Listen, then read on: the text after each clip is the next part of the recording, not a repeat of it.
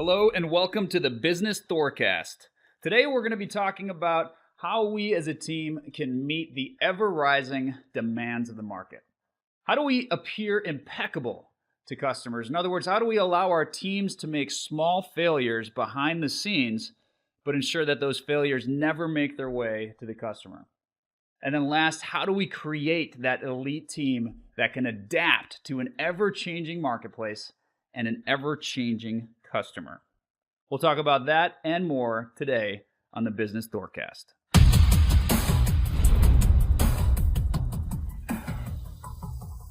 We've talked in the past about how I had a role as a fighter pilot and a trainer pilot in the United States Air Force for 17 years. And towards the end of my stay in that role, so around the 15th year in the Air Force, I was a lieutenant colonel. And by that time, when I was paired up with students and I'd get ready to go fly in a formation and doing a lot of instructing at that stage, I was often paired up with the weaker students in the formation. And if you think about it, it makes sense because I'm one of the higher ranking people in the formation. Typically, towards the end, I was the highest ranking person in each of the formations that I'd fly with. And it sounds great, but what that really amounts to is that I was the one with the most experience, and I was the one that they needed to rely on to help those students that maybe weren't, meeting the threshold in the previous lessons, in the previous missions. And so I would need to fly with them to lean into their development and their training a little more aggressively and make sure that they made it through the program. Sometimes these students that I was paired up with were doing so poorly in this flying program that if they had one more bad sortie, that would be the end of their flying. So in other words, if they do poorly today, their flying dream could come to an end and they'd fly a desk for the rest of their Air Force career.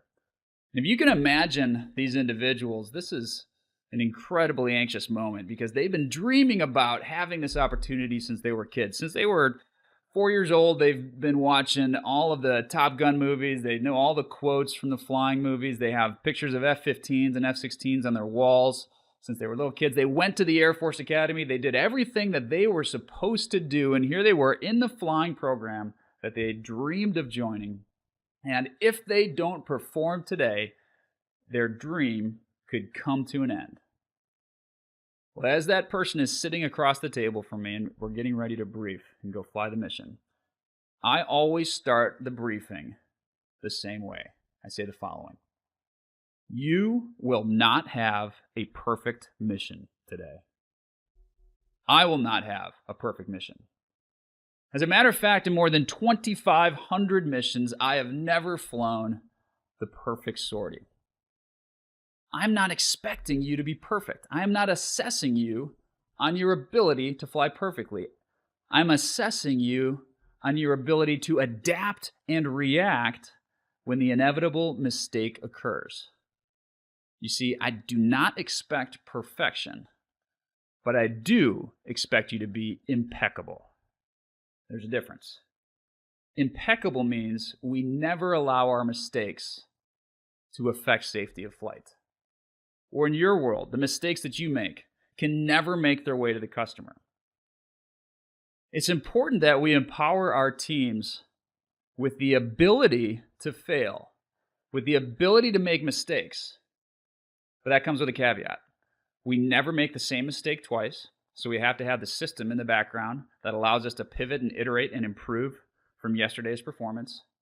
And we never allow that performance, that mistake, that failure to affect our ability to appear impeccable. So whether that impeccable state is by flying safely and making sure that we come back from the mission, or that impeccable state is by making sure that you always appear at your highest levels with your customers and never allow those failures to meet your customers, we're both held to that high standard. So things are changing in the business world. More and more these days, the customers that we work with, they talk about how they're having to shift from a product model to a service model.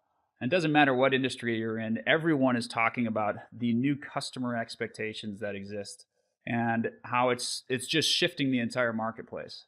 When we were working with Oracle recently, they said, we've moved from data centers and something from a hardware perspective that we fully understood and we had a clear value proposition to this new service model. And it's like we used to sell cars.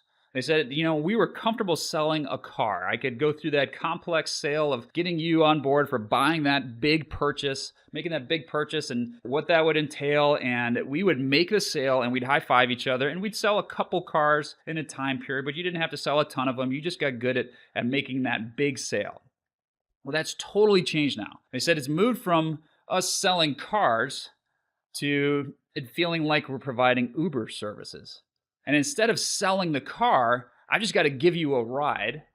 And not only do I have to give you that ride, but I got to do it with a smile on my face. And I got to keep you happy the entire time and have a mint sitting in the back in the cup holder and a glass of water waiting for you as well, so that you come back to our service, which is an entirely different business model than what we started with.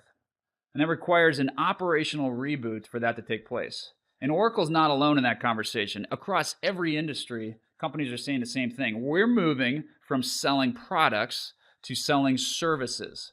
Blockbuster wasn't able to make that transition. Blockbuster Video continued to sell products in their videos. Netflix stepped up and they said, we are going to conform to the customer ecosystem. The customer wants us to come to them. We're going to first deliver the DVDs through the mail. We're not going to make you go show up at one of these outlets and pick it up from a brick and mortar store. We see everything moving to an online service-based selling component.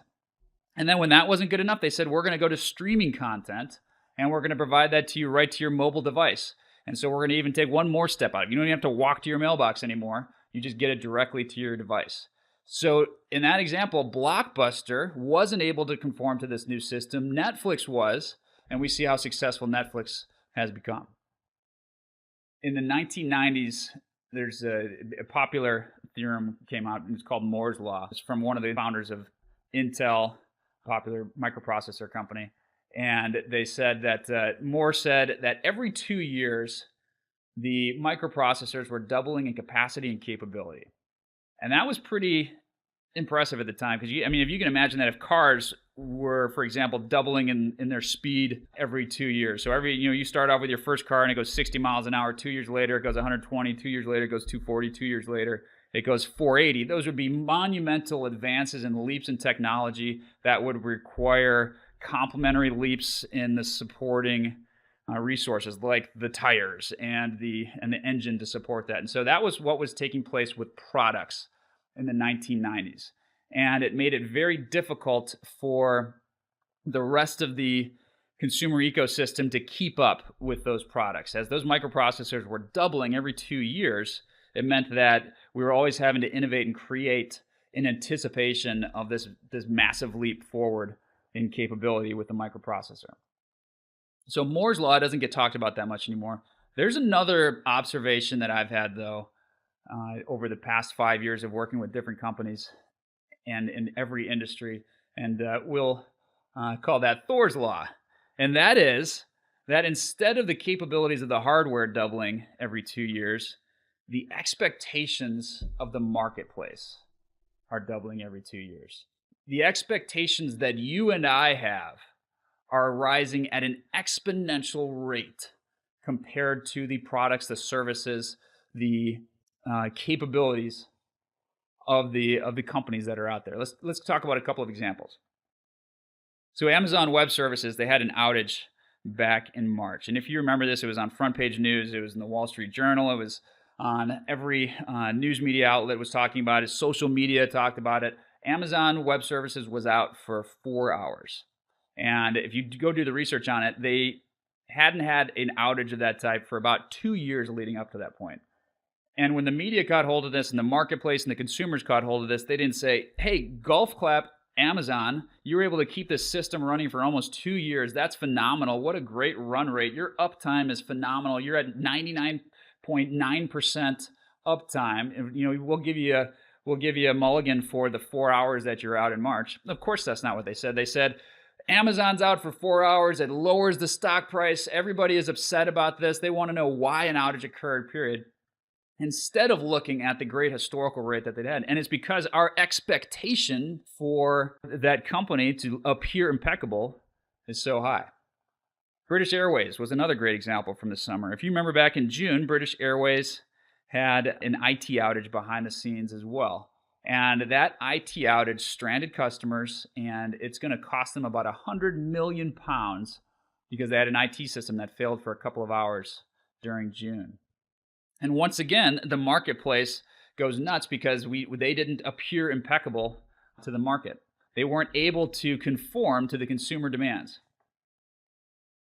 Recently, I was test driving a car, and I had this kind of exhibited for me as well, because we're not immune to this. You and I are both have the same high expectations of the marketplace. It's not just the other guy who's expecting all of this to take place. So I'm in this car. We're test driving a car, and I had to buy a new one this month. And I'm sitting in the car with the dealer, and he's bragging to me about the navigation system inside this car. And it really was nice. He's showing me this huge screen inside the car that took up a lot of real estate on the dashboard, and he showed me how you could zoom in on it, and it looked almost like a Google map, and just incredible capabilities. It showed real-time updates for traffic and for construction and everything you could want from a navigational system. And it was phenomenal. It really, really was good. And a huge step up from what I currently had in my existing car. And the next question out of my mouth, what do you think that was? Is he showing me how well this in-car system works for navigation? My question was, how's that going to integrate with my cell phone? What's going to happen when I get a text from somebody with a location on my cell phone? Is that going to automatically, put that into the destination? Or can I just, push that over to the car's navigation system? And he said, well, no, you can manually type in the address and put it into the car's navigation system. But no, it doesn't really talk to your car that way. And I told him I'll never use it. And I wouldn't, because I'd rather drive around and hold my phone up and look at that destination using Google Maps or Waze, some application to get me there, instead of using this gorgeous, huge screen that's sitting inside my car. Because if they're not going to talk to each other, that's not matching and integrating to how I operate. And that's the expectation that we all have these days. We all expect the system to conform around us. And what it requires is the market to have a better understanding of the customer than ever before. And it also requires the market to acknowledge that yesterday's innovations are going to become today's entitlements. The things that I would have been impressed with yesterday, 5 years ago when I got my last car, as I was sitting inside of that Lexus, if he would have showed me this beautiful navigation system that I saw a few weeks ago, and all the capabilities, I would have been blown away, and I would have said, yeah, that's exactly what I'm looking for. That's fantastic. Now it's an entitlement. I expect that to be in there. And it's not enough for it to be a good product. It needs to integrate into my lifestyle. Louis C.K., one of my favorite comedians, has a great joke about this, and he talks about how he was on one of the first flights when Wi-Fi first became available. And if you've traveled in the past couple of years, Wi-Fi is both a lifesaver and a curse on long flights, because now you can do business and look at your emails and get everything accomplished that you need to during that flight. And it's a curse because now you can do business and look at emails and do everything you need to accomplish on that flight. It's a two-sided coin. But Louis C.K. talks about being on the plane when they announced that Wi-Fi was available. So flight attendant gets on the intercom and says, for the first time, we're pleased to announce we're going to have Wi-Fi capabilities. That's right. You can actually, while we're flying through the sky, you can look at your emails. You can look at internet websites. You can surf the net from the sky at 35,000 feet up. And he said, literally, the crowd started cheering. They said, that's fantastic. So fast forward 2 hours into the flight, and wouldn't you know it, the internet goes down. The Wi-Fi dies. And he's sitting next to this guy, and the guy says, what? No internet? And Louis C.K. said, how quickly you became entitled to something that you didn't even know about 2 hours ago. How quickly yesterday's innovation became something that you felt entitled to. And I think that reflects how both a lot of us react in the marketplace. In other words, we've been the person in that chair that loses Wi-Fi and says, that stinks, I'm entitled to that, that's what we need. But then we're also the provider in our companies and where we work, where the market expectations are rising so quickly that we're saying we can't keep up with the demand. How do we meet that demand? How do we navigate what's become a minefield for us? British Airways will tell you, their IT system is a minefield right now. They're just crossing their fingers and hoping they don't bump into the next outage that's going to cost them 100 million pounds and basically cripple the company. They literally just can't survive one more of those things. But just like the Chinese character for crisis is both danger and opportunity, to the right companies, this challenge is an enormous opportunity. To the right companies, they're going to be able to transition and see that the market demands are rising so quickly and not be intimidated by that, but create the system behind the scenes that's going to be able to anticipate the customer's moves, be able to anticipate how the customer ecosystem is going to change, how you're going to have to integrate into mobile capabilities, how you're going to have to integrate to the new rising demands of the marketplace. Those companies that are going to be able to make that transition, and trust me, it's a huge transition to make, are going to be able to move from seeing the market and these opportunities move from a minefield to a gold mine. Move from a cost center, so in the IT example, they're not just the group that keeps the email running and the lights on, to a competitive advantage. And we talked to Delta Airlines recently, who we've been working with closely. And if you look at what the CEO says for one of their top critical leverage points, their strategic factor that they're going to leverage for the next 3 years, the CEO, Ed Bastian, he doesn't talk about having the world's best airplanes. He doesn't talk about having more comfortable seats in first class and how the meals are going to improve. He talks about the technology behind the scenes that's going to integrate into each of our lives, which is just fascinating when you think about it, because that's not their business. Their business is in flying you and me across the country, across the globe. But instead of talking about how they're going to do that aspect better, they're talking about how they're going to build applications and technology that's going to meet our consumer demands, so that when you go to book that airline ticket online, your customer service representation is completely fulfilled with an application. So that when the flight is delayed, you get a text. So that when your luggage goes on board the aircraft, you get a text to give you the warm fuzzy that your luggage made it. And then the same thing happens when you get off the plane, and it tells you which baggage carousel it's going to go to as well. So here's a Fortune 100 company whose business is flying people around the globe, and is saying that one of their top 3 critical leverage points for success over the next few years is technology, and they're going to use that to meet the rising demands of the marketplace and integrate into our ecosystem, into the way you and I operate in our mobile capabilities. So they're the group moving from looking at IT as a minefield to a gold mine. They're the group that's creating an elite team that can innovate, because there are teams out there that do appear impeccable right now. When's the last time you logged on to google.com and saw a site under construction, or got a message that the site wasn't up right now? Probably never, right? We work with Google a lot, and I'll tell you that behind the scenes, they have been down a total of 9 minutes in 13 years. So google.com, there's been a total of 9 minutes that you could have typed in that website address, gone to that website, and not gotten the typical Google logo and type in your search information below it. So for 9 minutes, outside of 9 minutes for the past 13 years, they have appeared impeccable. But I'll tell you, they're not immune from failures. We work with them and we see the failures, the challenges, the things behind the scenes that take place, but they know, and they enable their teams and empower them to make mistakes, but to never repeat those mistakes. They empower them to take chances and to be bold and to push and innovate in the next direction, but they never allow those failures, those inevitable failures, to A, be repeated, or B, make their way to the customer. They have a system that ensures that.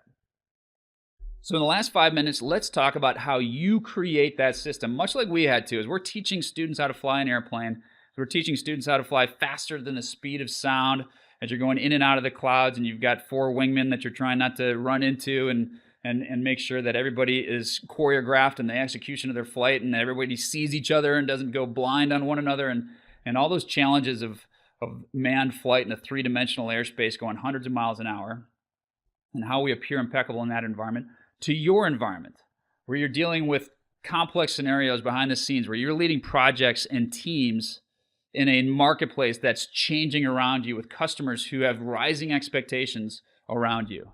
Here's 3 ways that I want you to focus on to create that elite team that can innovate and appear impeccable.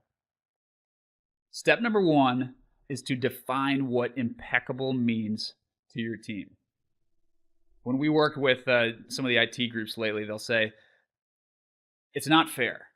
We're being held to a higher standard than we were last year. Oh, by the way, that was a higher standard than it was the year before. And, when we look back at things, we've had IT systems that work 97% of the time. And they'll say, last I checked, 97% was an A+. And yet the market's telling us that's an F. That's not fair. Well, we need to tell our teams to get over that. The market is going to tell us that that's an F. They're going to tell us that yesterday's innovations are today's entitlements. We need to accept that right now. We need to realize that everyone is becoming that person that just received Wi-Fi on the flight and expects it for the rest of his or her life. We have to realize that those standards are going up and redefine impeccable for our teams. So the first step is to tell the team what good looks like. Tell the team what the new expectation is. And this is going to be a challenge because you're going to have resistance here. You're going to have team members that are going to say to you, that's too high of a standard. We're never going to be able to meet it. There's not the technology or the system behind the scenes to support us meeting that high of a standard. That's a stretch goal that we can't meet. But you're going to have to stick to your guns here because you want to define what good looks like, and you want to get them excited about what the opportunity is. As a reminder, you're not just helping them to navigate a minefield that keeps adding mines to it. You're helping them to turn this into something that's a competitive advantage. You're helping them to turn this from an afterthought within the company to one of the CEO's top leverage points to enable customer success. So that's the good side of defining impeccable. You teach the team why they should be excited about building this new model and building this new standard for customers. The other side of that is having a conversation about what happens if we do nothing. So when you define impeccable, the next question you need to ask is, what happens if we don't change? Because you need to reinforce with the team that this is not just about your company that's in transition. This is about an entire marketplace that's in transition. And if you don't change, the market's moving with or without you. And it's only a matter of time before you're left behind, before you're relegated, before you stop being seen as innovative. And at that point, no good things happen within that organization. People get laid off. The teams aren't the fun, innovative, exciting teams to be a part of. We become a cost center. The minefield gets even bigger, and the challenges get even larger as well. So when we define impeccable, we're both talking about why the team should be excited about what they're building, as well as what happens if we do nothing. You have to create the pain of not changing. After we've defined impeccable, the second thing to do is to identify those early wins and those early losses. So this is change 101.